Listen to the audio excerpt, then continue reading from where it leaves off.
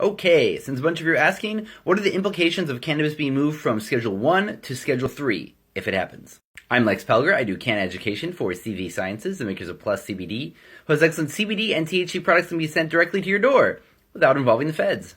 To be clear, this is an administrative move by the Drug Enforcement Administration that will be taking cannabis from Schedule 1, which is a drug with high potential for abuse and almost no medical potential, down to Schedule 3, which means less controls, and generally it's going to be more safe and more useful.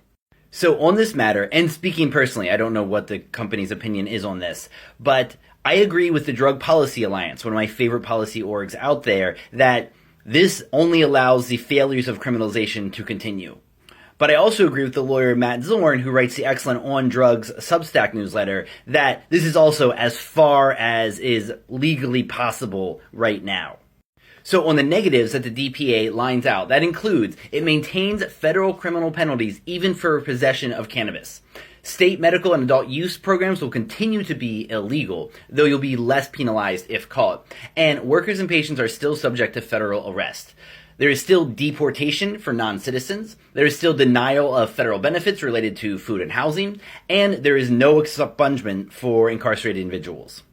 On the beneficial side, what would be very helpful for those cannabis businesses out there that are struggling is ending 280E, which is the IRS tax clause that basically says if you're dealing something federally illegal, then you can't take normal deductions. So these businesses are paying huge tax bills because they're being treated like criminal organizations. However, I doubt this will help them get access to banking because bankers live in a state of constant fear. Also, on the research side, theoretically, this should make it easier to research cannabis, but it really comes down to the nitty-gritty of the rules and how they get rolled out.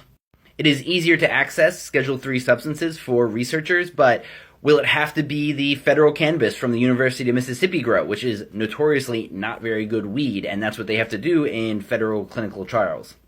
There are some calling this a win for the pharmaceutical companies because cannabis flower will never get through the FDA approval process. They are not in the business of approving plants that are very, very hard to make the same all of the time. And so the amount of money it would take to approve a regular cannabis plant is not going to get done.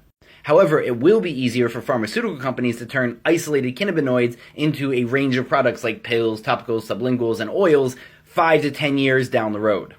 So I'm all for people having different medical ways to access these cannabinoids and to get them in their systems and to do more clinical studies of how they work. But that should never get in the way of people having access to clean, not heavily taxed cannabis, as well as the ability to grow it themselves at home.